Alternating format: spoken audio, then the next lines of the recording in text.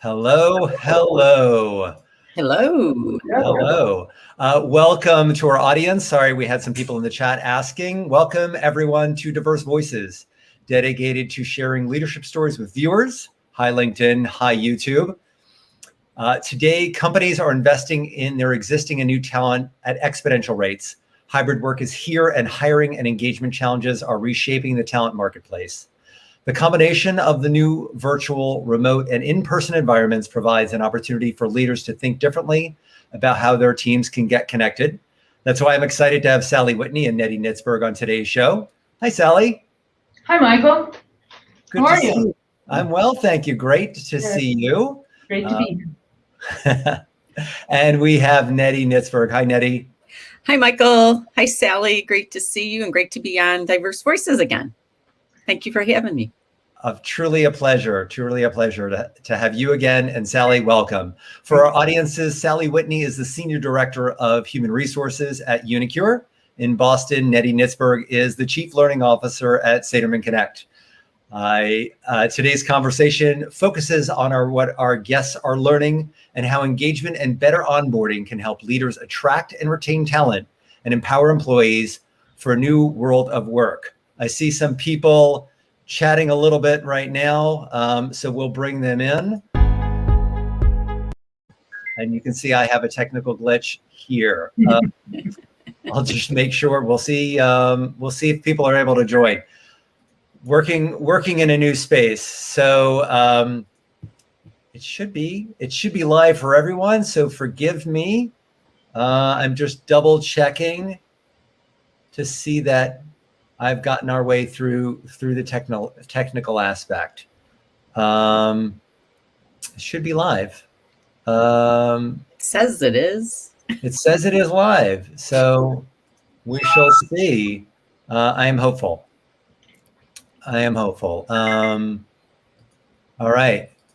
They are looking for a link to, this should be live. So interesting. It should be on this page.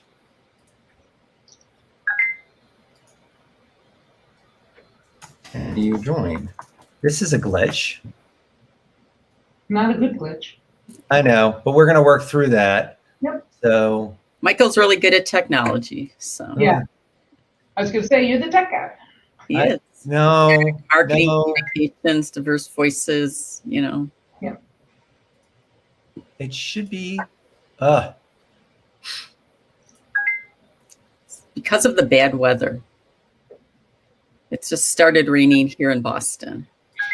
I'm going to bring everyone to YouTube because they're having a little bit of glitch. For those of you who are online, I am so sorry. I do not know. I'll have to obviously call into LinkedIn with what few superpowers I have. And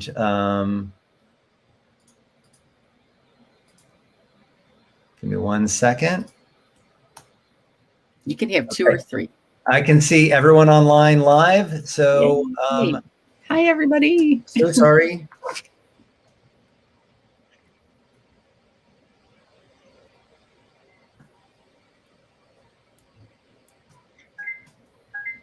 Okay. Yep. Some people, thank you, Rachel, for helping out. All right, we'll go here and we'll watch everyone. I want to make sure I can comment as we go. So just to start us all off, Sally, I know we've worked together a little bit with your time at uniQure. I want to make sure I can comment as we go. So just to start us all off, Sally, I know we've worked together a little bit with your time at uniQure. I want to make sure I can comment as we go. So just to start us all off. Okay, let's see. So sorry about that. It's fun to start with levity, right? Yeah, welcome to 2021. Yeah. So Sally, can you give us a little bit of your background? I know you've been in HR for about 20 years. Share with us a little bit of what you've seen and just your point of view around human resources in the past and today. Sure. I actually ended up in human resources by accident, but that's a story for another day.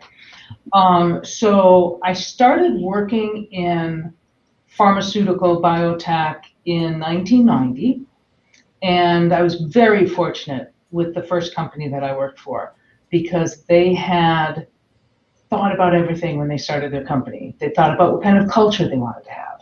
They thought about how they were going to have that culture. They thought about a business model where I helped them take the company from 120 employees to 990 in 2.5 years. And so we had a great business model, we had great people to work it, and fantastic employees to do the work, and had excitement about it, so people were happy to join. But one of the things that they did that I learned was incredibly valuable was they had a culture initiative. When you were there at least 3 months, you started your culture journey and you went into this course and you learned how to be a good member of a team, how to communicate, how to give feedback, how to be constructive. And you went through it with people that you would probably never work with. And so you built a team and you went through exercises and things that you learned about yourself. I mean, there were tears, there were, jumping for joy. So anyway, they had it. I was very lucky to be able to work for them and learn how successful you can be if you have a great culture that you bring everyone into, get them to open their suitcases and take all the bad stuff out and be understood and known as individuals. So ever since then, that's something that I've always strived to build into an organization. So when I joined uniQure, it was something that they needed some help with. And so, we dove into various, if you want to talk about those, but one of the things that has really helped us is, of course, the Get Connected. Fantastic. So I'm thinking in that time when you're talking about purpose and passion, how have the last 18 months been truly different from what you've seen historically? Companies have had to become very flexible very quickly. uniQure has always been an everybody in the office kind of company. I mean, there's flexibility and everything, but all of a sudden we sent them all home. And we have technology in order to still collaborate, but it was just a very different working life and culture instantly. And so we very quickly had to figure out, how do we onboard people? Because we're hiring people and they've never been here. So how do we onboard them? And working through that, there were just a lot of changes that we needed to make. We've hired 150 people in the last 18 months. Wow. And some of them are essential workers, so they were fortunate enough to be able to come in and get onboarded. But doing onboarding meetings with some people who are remote and some people who are live was a big learning experience for the people on my team who do the onboarding. But I think that as well for the teams, managers could be, depending on the particular department, managers could be in different states. We had some who had family that lived in another state and they came up a few weeks a month, or had apartments that lived here all the time and went home weekends, right? And that all changed. They all went home. And so it was difficult at first for people to learn how to have productive meetings on a screen. Right. And that they adapted very quickly. We actually have teams that we were worried about who actually overshot their goals. They just figured it out. Yeah. And some didn't. And so we, had to help them and work with them. And we were late to provide, hey, here's some monitors and a docking station and all of that, the whole IT aspect of it. And we had onboarded a new director of IT just a week before it started. I had started 2 weeks before it started. So it was, let's all work together and figure out how to solve the problem. So Right.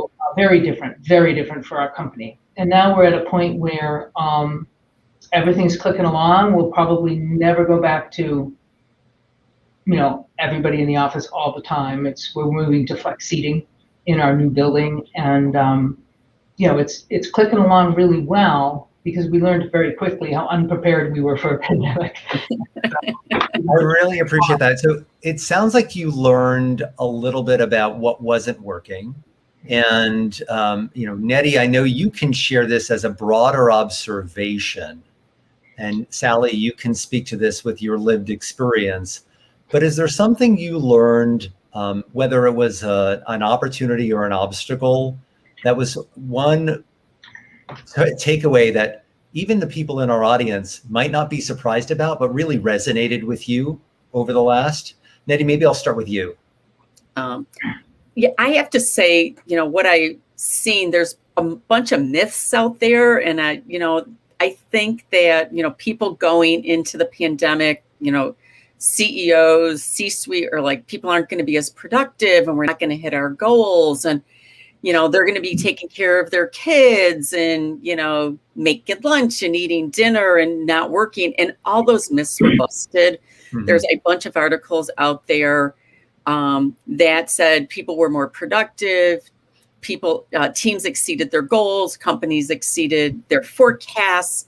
And I think that to me was a great aha.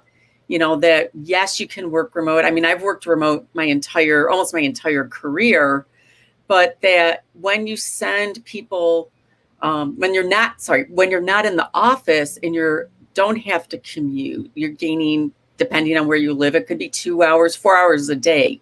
That when you have work-life balance, you're happier, you're more productive, and hopefully you're in a little less meetings or you're less disturbed as somebody's walking by your cubicle or your office to just have a chat. You can be really focused on your work. Sally, are you seeing some of that as well?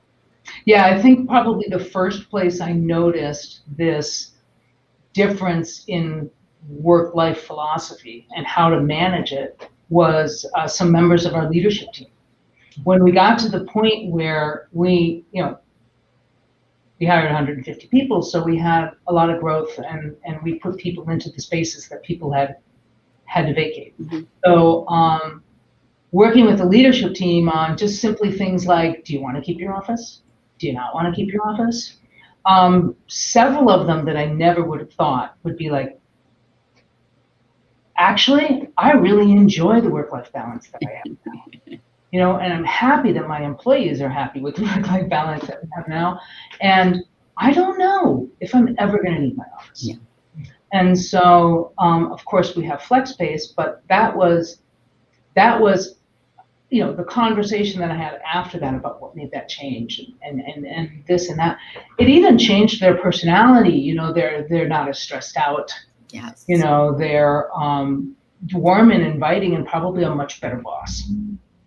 And so recognizing those things and talking about them was great for people, because some of them kind of thought, I had to do this for my family and I was away from work for an hour and a half. And I said, don't worry about it. I said, you probably made that up. Oh yeah. And so just the freedom to manage your life for people was enlightening. And that was a huge change for the company, much for the better. It sounds like from both of your observations, people learned a degree of flexibility they may not have had before, mm-hmm. right? They were challenged in some way.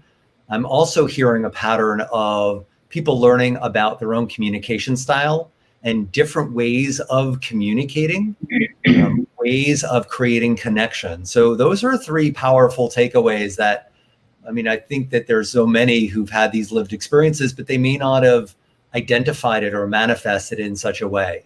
I'm seeing a lot more people joining us on YouTube. Apologies for those on LinkedIn. We were trying something a little new. It's not working out. But for those of you who have been able to join us on YouTube, I encourage you to ask some comments or questions as we go, or just say hello. Obviously, I want to be able to share with Nettie and Sally some of your thoughtfulness throughout this dialogue.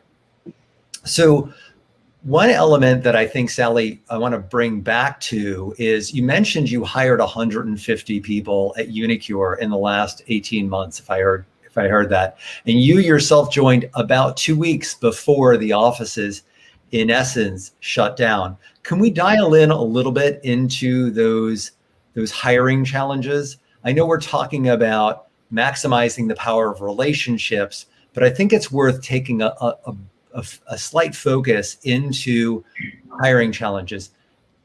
Did you see something in particular in regards to turnover that really gave you a moment of recognition? We did have the issues that we had with some turnover. We're a company in transition. They had like 90 people, and we were moving from the typical biotech thing, right? We're growing. All of a sudden, we're going to be writing a BLA and hopefully putting a new product on the market. And we're, for the first time, have the potential of being FDA regulated. And so in going through that change, which I don't think they had thought about the quantity of change people were going to have to go through. And so hiring new management that says, okay, we need to do this way now because it's how the FDA, or we're going to have to follow our SOPs now, and things like that. And what I have found in biotech is there's a lot of people who like to go into the startup, and then once they actually starting to become a more mature business, they leave and go to another startup. And so I think a lot of our turnover at that point, which when you only have like 90 people, any turnover is noticeable. And so we just kind of owned that and said, you know what, we wish them luck. I hope you find what you're looking for. There's only 600 new biotechs every month or something. So, and then worked on what do we want the people that we hire to bring? Are we going to focus in more on the culture of our organization and what we would like it to be, and making sure that that's a part of our interview process? Because we don't want to hire a whole bunch of people who are looking for something different. And so making sure that we understood who we were and where we wanted to go and share that with our interviewees. I think it was great because we did a good job of picking them, who to interview. And sometimes it was really hard to make the choice because they were fantastic. And so manager interview training, interview team interview training, being able to ask the questions to actually find out if someone can do something. One of my examples is, can you do PowerPoint? Sure, I'm great at PowerPoint. That's it. That was the question. That was the answer. But good, they're great at PowerPoint. And then we had one that we hired that was no PowerPoint at all. And it was a major part of their job, and it was problematic. So there was a lot of training that had to be done before that individual could provide that value to their organization. So we had those we just learned a lot every day. Sure. We'd figure out, why isn't this working? And work with people to fix it. Well, it sounds like there was a lot of in-the-moment pivots when you're looking at your hiring and engagement challenges. I was hearing a little bit about knowing if people, especially since uniQure is several hundred, I think you were you're currently in the 300s. You hired 150 people in the last 18 months. So that is very large growth, may not be all that strange within your space, but I think for some in our audience, it may be a bit foreign. Nonetheless, when you're looking at that kind of dynamicism, making certain that those new individuals, those prospective individuals, are a good culture addition sounds like it can be really paramount. I'm curious, Nettie, you started to hear a lot of these patterns around hiring and engagement challenges throughout the pandemic. I mean, one could not open a website, whether that were Inc. or Fast Company, or read an article on SHRM and not see something speaking to the struggles that organizations and individuals were going through. How did you internalize that, and what did that turn into in your mind? So for me, having, looking at the experiences these people are joining remotely, there becomes an issue around feeling like you belong to the organization or you're included or that you're joining a family, because here you are in your home office and you're seeing people on screen, but you're not getting the chance to have those water cooler moments. And I think that, uniQure experienced some of this, as many other companies, that people just wanted to know each other. They wanted to have those personal connections, and managers had to figure out how to do that. How do we bring the team together? What's the cadence of our meetings? How do we assimilate a new hire into our team, as well as the company? We're hiring 25 people a month, or 150 people in a period of 18 months, and they don't know each other. They're hired from Europe, they're hired across the US. And how do we create those connections that are meaningful? How do we get people to network across the organization and make new hires feel like they belong in the company when they're not physically in that space? And I think a big aha for companies was, before physical space was their culture in many organizations, like, oh, we have foosball tables and we have a great kitchen and we have beer on tap and, we have lounge areas. And now people are in their houses. I mean, the physical location of their company does not mean that they have a culture now. So having to kind of refigure out what their culture means, it was also another issue that leadership, HR, managers had to deal with, to say, okay, what is our culture? How do we embrace this? And how do we make people feel like they're included when they're joining an organization? And what we did was we took all of those ideas and said, well, let's create a program that is fun, that's engaging, that's interactive, that can be done. Before it used to be done on site, but now we can do it via a Zoom meeting and create those connections for new hires, as well as different departments and people within the organization, in a short period of time, where they leave saying, I want to get to know Sally a little bit better, or, wow, Michael said something really interesting about where he lived, and I know somebody else that lives there, and how can I get to know him better? So we created this program called Get Connected, and it's been really great for companies who have hired a great amount of people and want to have them interact with each other, given that we know that, as Sally said, we're not going back to full-time in the office anymore. We are going to have a hybrid workplace. So I like digging in on this a little bit, because one item that I think is important is simply behavior changed because the social fabric of being in a physical space broke down. So many employees who were already lucky enough to have a relationship with others in their organization could lean on that trust that they'd earned between meetings and at the water cooler. But now, for those new employees, Sally, you joined your organization about 2 weeks before the pandemic forced the offices to shut down. We've talked offline about some individuals who were hired via Zoom or via Teams, and then were onboarded in a maybe less than eloquent way and introduced in a less than ideal manner. So when Nettie was sharing with you this idea of increasing the social fabric and creating a better bond, I know that she brought Get Connected to uniQure just to pilot it and try it out recently.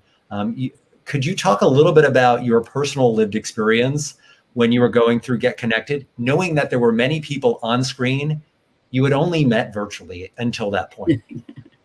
Yeah, I mean, it was a fantastic experience. You go in, there's an introduction to what's going to happen, and then I don't know if it's random. Nettie, gave me great partners. So I think it's random. Yeah, and so you're in a room with, I believe, 2 people, and there's prompts, and you talk about those things. So, do you have dogs or cats? And that's a good one. It starts conversations, but they're a little bit more focused. than that. And then you talk about that and you talk to each other about it, of course, after you introduce yourselves. And it was wonderful. And then, of course, when one of them was in the office and I'd never met them in person, I'm like, hey, Kat, oh, hey, Sally, like we knew each other forever. Sure. And so that, and then you move into another one. I think there are 2 or 3. But so Sally, a lot of fun. So Sally, if I'm hearing you correctly, for just to clarify for the audience, you ended up spending time with colleagues that you didn't know, and instead of having conversations about the work in front of you, the crisis that was, standing beside you, or what was happening in the workday, you were having a bit more of a meaningful conversation. So you actually knew that person was, I love your example, a cat or a dog person, because that can be revealing in and of itself. Mm-hmm. Go ahead. Well, I was just going to say, it was a, guided experience to know somebody, and a couple people at a time. And you only have a certain amount of time, but after you finish starting with the prompt, you talk about all sorts of things, and how, and how was your, I always ask them, how was your onboarding experience? Have you been doing, how you, and they're like, oh, it was great. I did this and I did that. And so other people said, well, it's getting better from the people I've hired. So it was just also letting them know, you talk about what you do for you, I believe, and you introduce yourself, but it was really great to get to know a couple more people and have them know me, because sometimes people can come to a company where maybe the HR wasn't as friendly as they were, or just not as involved. So, we're small enough that they can get to know us all. And so I really like the fact that they always, when they're in the office, if they come to visit, they always come to see me. And we chat about their lives and their kids and what they're doing. And I think that just makes it a real pleasure for me that they care enough to come do that, and I care enough about them. So I think that's the key thing, is just instant great relationships. That was my experience with Get Connected. Oh, I love hearing that you got a stronger relationship with some of your colleagues from Get Connected. I am curious, you brought up onboarding, and for the HR leaders or individuals in the HR space who are in our audience, I would love to know, basically on a scale of 1 to 10, how is your onboarding experience? 1 being, we basically hand people a pile of paperwork and wish them luck. 10 being perhaps something really formalized and really welcoming. Because I think it would be interesting to talk a little bit about it. Sally, you brought up that sometimes onboarding is not ideal in so many ways. Nettie, as you were getting this feedback, how did that inform the way in which you saw the potential for evolving onboarding, and it maybe as a tool for onboarding? So we, as you mentioned earlier, we did a pilot with uniQure because we wanted to connect those 150 people that had not met each other, that had come on board, during that period of time. The feedback was tremendous. Everybody was like, let's do it again. I'd love to do it with my team. I'd love to do it with the greater organization. And we took that as a clue that as we were building a new onboarding process and piloting a new onboarding process with Sally and a group within uniQure, that we would keep the Get Connected as a monthly event and open it up to all new hires, but also open it up to other people that just wanted to meet the new hires, wanted to network across the organization, wanted to feel connected because, for example, somebody lives in Idaho or somebody is, living in another city. We have folks that are in Amsterdam, and it's just a great way for people to feel a sense of belonging, feel like you're joining a company that really cares about the organization. And it's one of the pieces of the process for onboarding that we will be doing monthly as we move into the fall. That's wonderful to hear. Sally, I'm curious, you were talking a little bit about some of the new colleagues that you got to know a little bit better. Have you started to receive any anecdotal feedback of the way in which this stronger social connection has influenced the way people are starting to work together or evolving the way in which they work together? People are connecting with each other on their own through video. We have people who maybe have a new hire in their team who they didn't interview, they don't know who they are, who are connecting with them on Teams, just setting up a get to know you meeting. And it's really helping the teams because then more of them do them, or maybe 3 people get on with the new hire and just start talking. And so they get to know their team members better. And that's so valuable because the relationship with the people that you work with and your manager is what makes you happy at a company. And so that's probably the largest thing is people aren't afraid to reach out and be on video with people. And people are excited to do it. They're like, when are we going to get connected again? So, we have 3 new hires in our division. And so that's where we are, and it's great. That's wonderful to hear. I would naturally think that extroverts would be well aligned to being comfortable in this space. Nettie, anything you can share about how an introvert might react to this type of shared experience like Get Connected? Yes, absolutely. So one of the ways it was designed was to help introverts feel very comfortable networking. I love to network. I don't know if anybody knows strengths, but my first strength is woo, winning others over. So networking is all a part of me. Meeting new people is a part of me.